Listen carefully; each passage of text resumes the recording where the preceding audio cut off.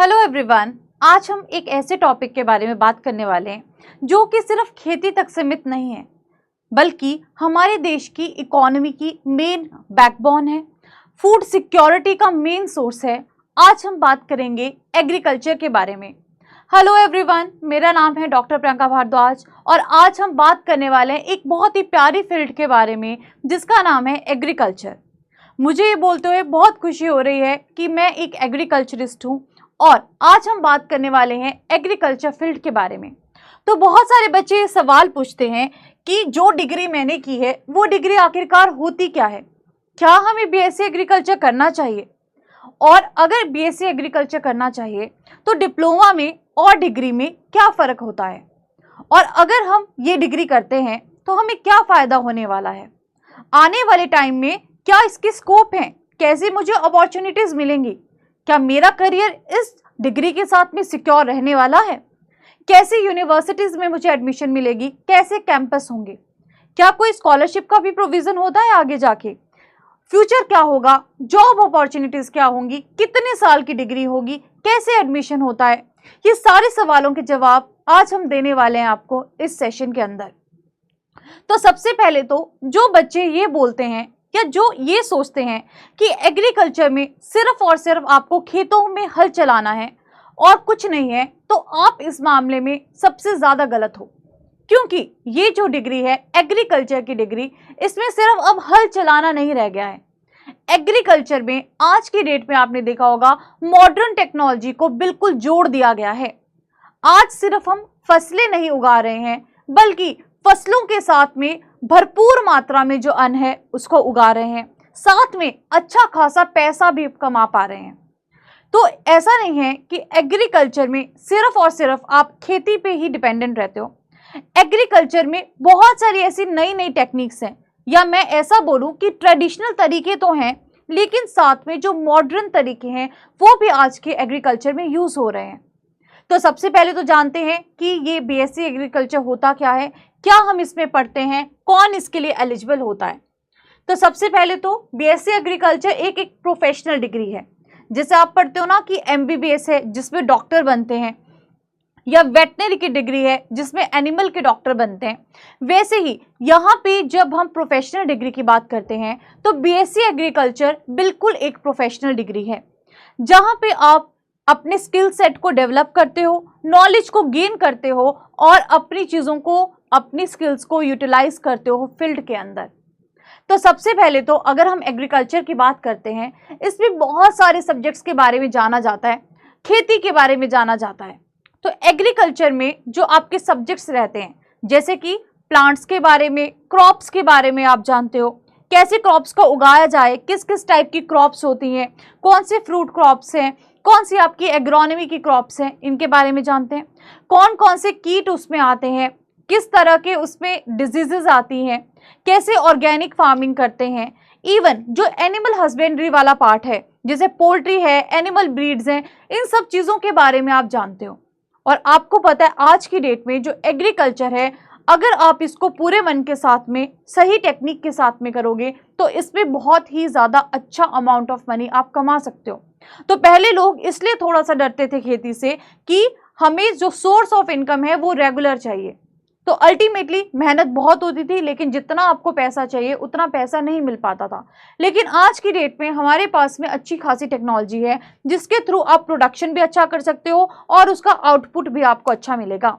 तो इस डिग्री में इन्हीं सारी चीज़ों के बारे में हम जानते हैं कि क्या क्या आपके पास में, किस तरह से मॉडर्न टेक्निक्स प्रेजेंट हैं, क्या क्या आपके पास में, कौन कौन से एरिया में कौन कौन सी क्रॉप लगाई जाती हैं, क्या उनकी डिजीजेज आती हैं, क्या पेस्ट आते हैं, कौन से आपके इंपॉर्टेंट एनिमल्स होते हैं, क्या आपके मेन एनिमल हस्बेंड्री की चीज़ें होती हैं, वो सारी चीज़ें हम इस डिग्री में जानते हैं बीएससी एग्रीकल्चर में। अब बात करते हैं कि बीएससी एग्रीकल्चर में क्या होता है। तो जैसा कि मैंने आपको बताया कि इसका मतलब यही नहीं है कि आपको सिर्फ फील्ड में प्लोइंग करनी है। अब आज की डेट में आप देखोगे ये फील्ड भी काफ़ी एडवांस हो चुका है।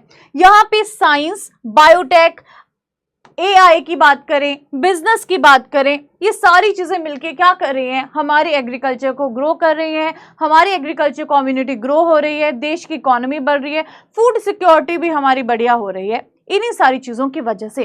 तो it is not about ploughing the fields anymore, it is also about using science, biotech, AI and business to feed the world. और यहाँ पे हम क्या कर रहे हैं, आज की डेट में इंटीग्रेटेड साइंस का यूज कर रहे हैं। अब बात करते हैं, इतनी इंटरेस्टिंग ये डिग्री है। अब बात करते हैं, बहुत सारे बच्चे बोलते हैं मैम डिग्री में और डिप्लोमा में क्या फ़र्क होता है, कितने टाइम का ये कोर्स होता है। तो सबसे पहले तो बात करते हैं कि डिग्री और डिप्लोमा में क्या फ़र्क होता है। जो एग्रीकल्चर की डिग्री होती है नॉर्मली BSc एग्रीकल्चर या फिर BSc ऑनर्स एग्रीकल्चर, वो आपकी 4 साल की होती है। और अगर आप बात करोगे डिप्लोमा का, तो डिप्लोमा की जो ड्यूरेशन होती है ना, वो ड्यूरेशन आपकी कंपैरेटिवली शॉर्टर होती है।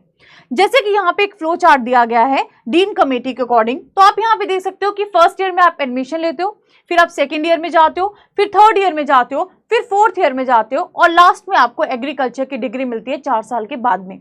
डिप्लोमा में अगर हम बात करें, 1 साल का कई बार डिप्लोमा हमें देखने को मिलता है, कुछ वीक्स का डिप्लोमा देखने को मिलता है, और कुछ टाइम्स क्या होता है हमें 2 साल का डिप्लोमा भी देखने को मिलता है।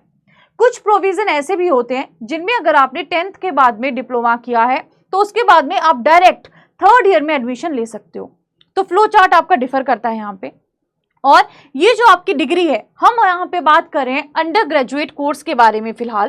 तो अंडर ग्रेजुएट कोर्स के लिए अगर आपने अपनी +2 कर ली है, तो उसके बाद में आप अगर एग्रीकल्चर के बारे में सोच रहे हो, तो उसके बारे में हम जान रहे हैं कि क्या क्या चीजें होती हैं। सबसे पहली चीज, ग्रेजुएशन से पहले जो कोर्स होता है उसको अंडर ग्रेजुएट कोर्स का नाम दे देते हैं। जब आप 4 साल की डिग्री कंप्लीट कर लेते हो तो आप इस कोर्स में ग्रेजुएट हो जाते हो। तो यहाँ पे सबसे पहले ये कैसा कोर्स है, अंडर ग्रेजुएट कोर्स है। और डिग्री की अगर हम ड्यूरेशन की बात करें, 4 साल की इसकी ड्यूरेशन रहती है। 4 साल का ये डिग्री प्रोग्राम होता है। 1 साल में 2 सेमेस्टर होते हैं, यानी कि 1 साल में 2 सेमेस्टर होंगे और हर 6 महीने के बाद आपको एग्जाम देना पड़ेगा, तो आपका 1 सेमेस्टर क्लियर हो जाएगा। फिर अगले 6 महीने के बाद में एग्जाम दोगे, पास हो जाओगे, सेकेंड सेमेस्टर क्लियर हो जाएगा।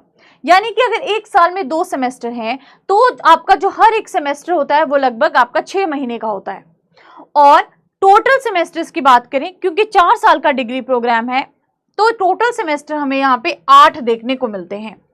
एलिजिबिलिटी की बात करें, अगर आपकी +2 कंप्लीट है और मिनिमम मार्क्स आपके +2 में 55% है, और आपने मान लो साइंस में अगर आपने डिग्री की हुई है, चाहे आपने मैथ्स रखा था चाहे आपने बायो रखा था, तो आप इस फील्ड के लिए एलिजिबल हैं। अब बहुत सारे बच्चे ऐसा बोलते हैं, क्या बोलते हैं कि मैम हमने तो +2 में मैथ्स पढ़ा है, अब हम एकदम से एग्रीकल्चर में आएंगे तो हम कैसे चीज़ों को समझेंगे।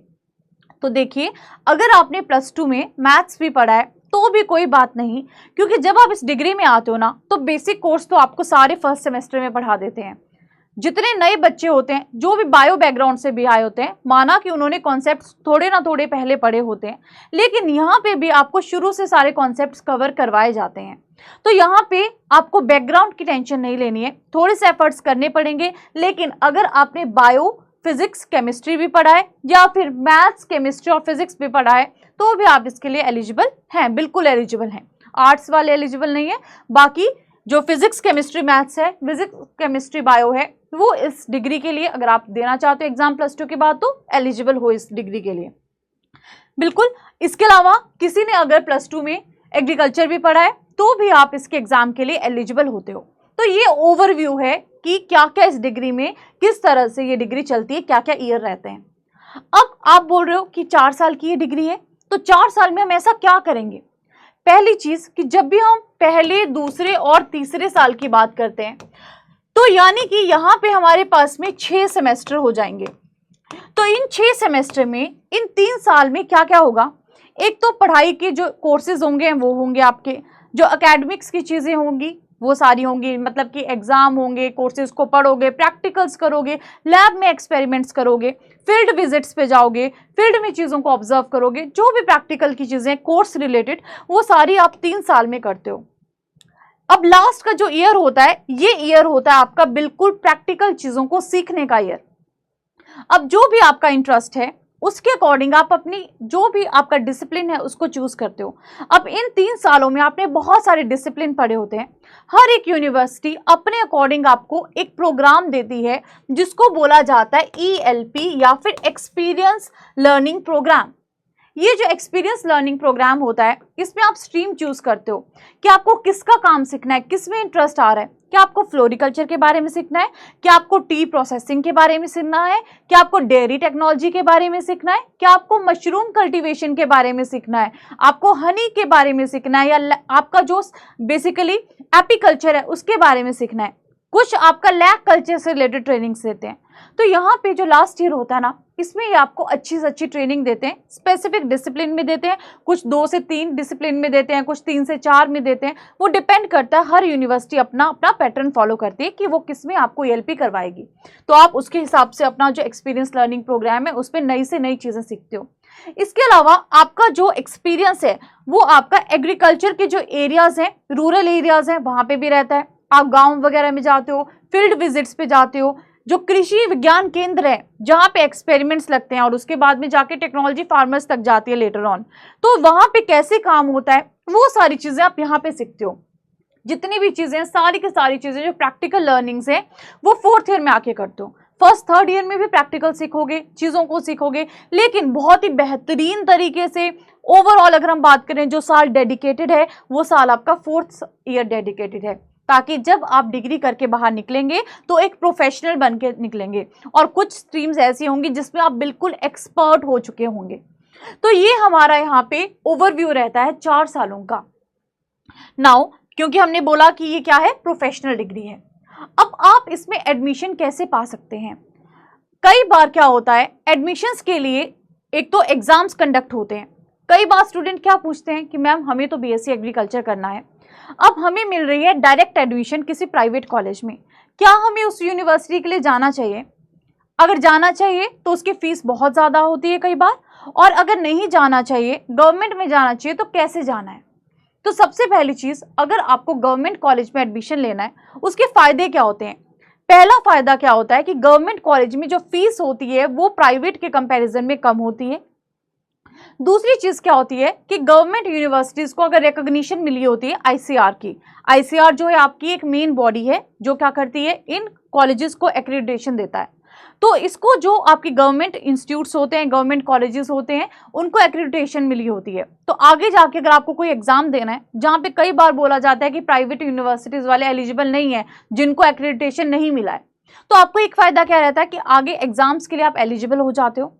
अब कुछ एग्जाम्स की बात करें, जैसे कि सेंट्रल लेवल एग्जाम्स की बात करें, आईसीआर एग्जाम है या फिर सीयूईटी यूजी एग्जाम है, उसके थ्रू आप यहाँ पे एडमिशन ले सकते हो।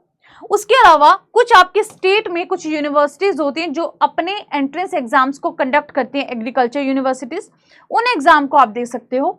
और जैसे कुछ आपकी ऐसी स्टेट्स हैं जो अपना ही एग्जाम देती हैं, जैसे कि राजस्थान में जेट है, महाराष्ट्र में सीईटी सेट एग्जाम होता है। इसके अलावा कुछ यूनिवर्सिटीज आपकी प्राइवेट यूनिवर्सिटीज होती हैं। तो अगर आप प्राइवेट यूनिवर्सिटी में भी जाते हो तो एक चीज का ध्यान रखना कि जो प्राइवेट यूनिवर्सिटी आपकी रहने वाली है वो आईसीआर एक्रेडिटेटेड होनी चाहिए। अदरवाइज आप ट्राई करो कि आपको अच्छी से बढ़िया सी सेंट्रल लेवल की कोई यूनिवर्सिटी मिल जाए या स्टेट लेवल की कोई यूनिवर्सिटी मिल जाए। और आगे बात करें कि एक बार आपको एडमिशन का प्रोसीजर पता चल गया, तो अब जो आपको एडमिशन मिलेगी वो कैसे कॉलेजेस में एडमिशन मिल सकती है। तो सीयूटीजी के थ्रू अगर हम बात करते हैं तो आपको अच्छी से अच्छी यूनिवर्सिटीज़, प्राइवेट यूनिवर्सिटीज़ या आपकी गवर्नमेंट यूनिवर्सिटीज़ में एडमिशन भी मिलता है। तो यहाँ पे आप किसी आईसीआर इंस्टीट्यूट में जा सकते हो, स्टेट एग्रीकल्चर यूनिवर्सिटी में जा सकते हो, प्राइवेट यूनिवर्सिटी में जा सकते हो। जैसा मैंने बोला फीस स्ट्रक्चर वेरी करता है, कहीं पे सेमेस्टर की फीस आपकी 20,000 से 50,000 देखने को मिलेगी गवर्नमेंट में, और कुछ यूनिवर्सिटीज़ में प्राइवेट में आपको 60,000 से 1.5 लाख देखने को मिलती है, इतना आराम से पहुंच जाता है। तो यहाँ पे पहला फायदा क्या है गवर्नमेंट से करने का, एक तो फीस स्ट्रक्चर आपको बहुत कम यहाँ पे देखने को मिलता है as compare to the other private universities.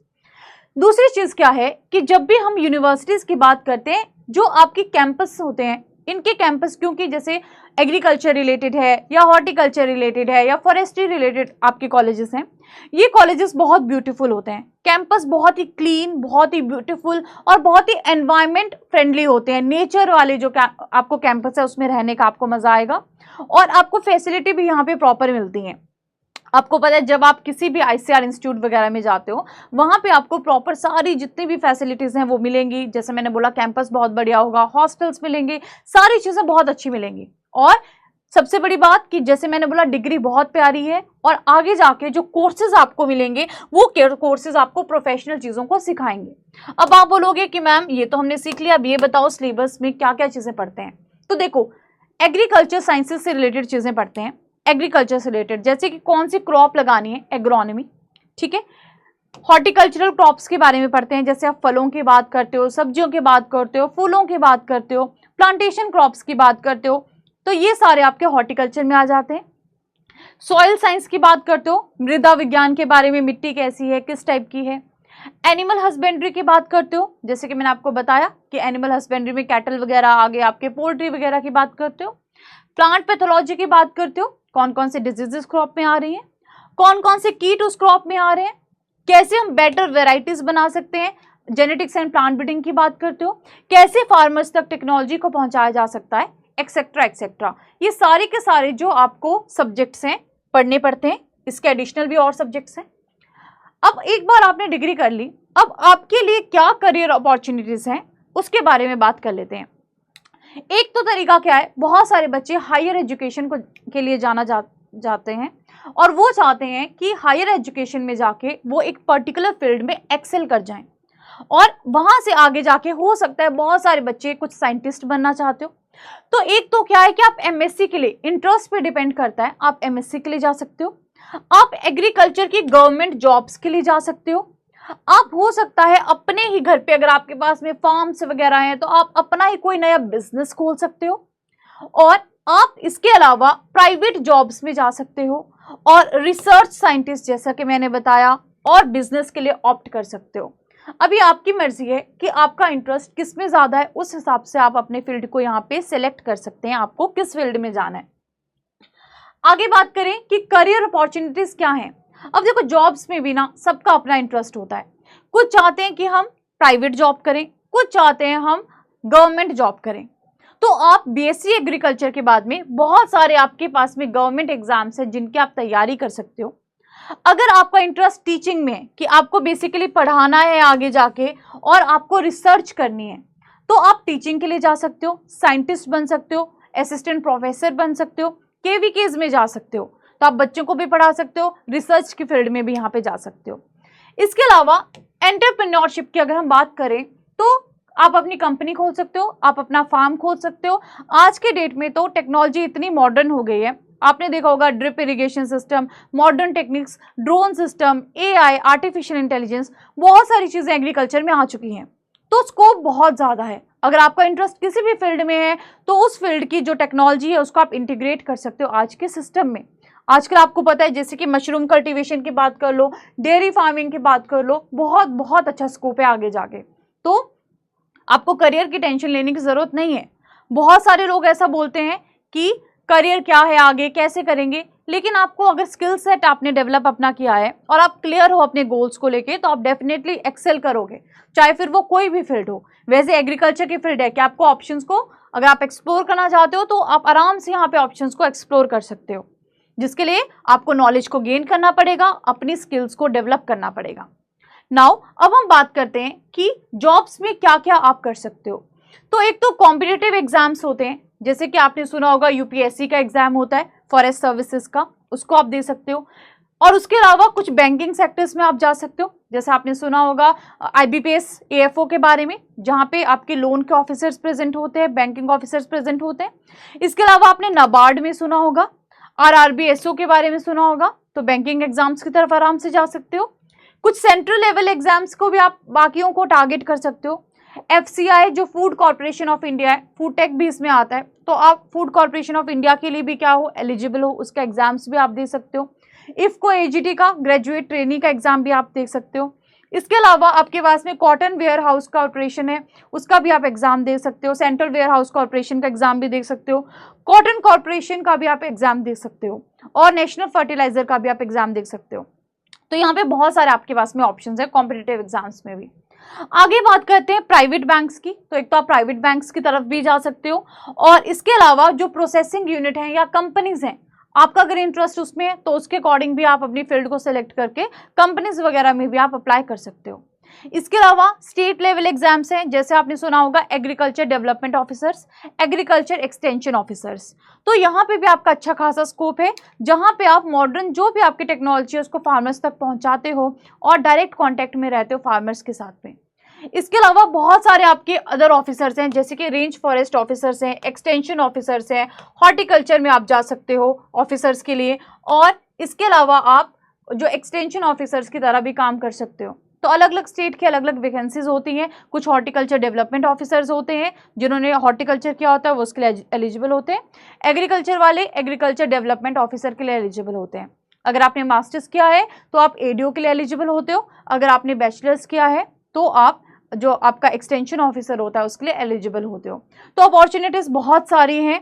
इसके अलावा अगर हम एंटरप्रेन्योरशिप की बात करते हो तो एंटरप्रेन्योरशिप में बेसिकली आप अपना कोई फार्मिंग यूनिट खोल सकते हो, डेयरी अपना फार्म खोल सकते हो। इसके अलावा आपने देखा होगा कि बहुत सारे लोग, बहुत सारे प्रोग्रेसिव फार्मर्स हैं जो आज के टाइम पे गर्म इलाकों में भी सेब लगा रहे हैं, है ना। तो आप अपनी भी जो यूनिट है उसको आगे बढ़ा सकते हो। प्रोसेसिंग यूनिट का आजकल इतना क्रेज है, तो जो भी चीज़ें हैं उनको आप प्रोसेस करके, ड्राई करके, पैक करके बेसिकली मार्केट में भेज सकते हो। और आपको पता है कि आजकल तो आप बहुत सारे प्लेटफॉर्म्स पे ऑनलाइन भी चीज़ों को बेच सकते हो। और गवर्नमेंट ने भी इतनी सारी स्कीम निकाली है जिसमें गवर्नमेंट भी हेल्प करती है एग्रीकल्चरिस्ट्स की, या वे गवर्नमेंट भी हेल्प करती है आपको अपने यूनिट्स को आगे बढ़ाने के लिए। सब्सिडीज़ भी मिलती हैं, लेकिन उसके लिए आपको बेसिक नॉलेज होना बहुत ज़रूरी है। और अगर आप इस फील्ड से एसोसिएटेड हो और फील्ड में ही आगे कुछ करते हो नॉलेज के साथ में, तो डेफिनेटली आप बहुत आगे जाते हो। तो अपॉर्चुनिटीज़ तो बहुत हैं। इसके अलावा अगर हम आगे बात करते हैं कि एक मिथ है। मिथ क्या है कि एग्रीकल्चर सिर्फ और सिर्फ फार्मर्स के लिए, ऐसा नहीं है। एग्रीकल्चर साइंटिस्ट के लिए भी है, जिन्होंने आगे जाके बिजनेस क्रिएट करनी है उनके लिए भी है, पॉलिसी मेकर्स के लिए भी है, और टेक एक्सपर्ट्स के लिए भी है। तो एआई के साथ में, ड्रोन्स के साथ में, बायोटेक के साथ में, स्टार्टअप के साथ में स्कोप ही स्कोप है हमारे पास में एग्रीकल्चर में। डिपेंड करता है कि आप कौन सा पार्ट को चूज करना चाहते हैं और आपका इंटरेस्ट क्या है। तो आज हमने सीखा कि एग्रीकल्चर क्या होता है, कैसे एडमिशन लेते हैं, किस तरह की यूनिवर्सिटीज़ हमें मिलती हैं, और आगे जाके हम अपने करियर को कैसे ग्रो कर सकते हैं। करियर ग्रो आप करोगे, लेकिन साथ में हमारा देश की फूड सिक्योरिटी भी बढ़ेगी और इकोनॉमी भी ग्रो करेगी। तो थैंक यू सो मच। अब हम मिलेंगे नेक्स्ट वीडियो में। तब तक के लिए अगर आपको कोई भी डाउट होगा तो आप कमेंट सेक्शन में ड्रॉप कर सकते हैं। Thanks a lot.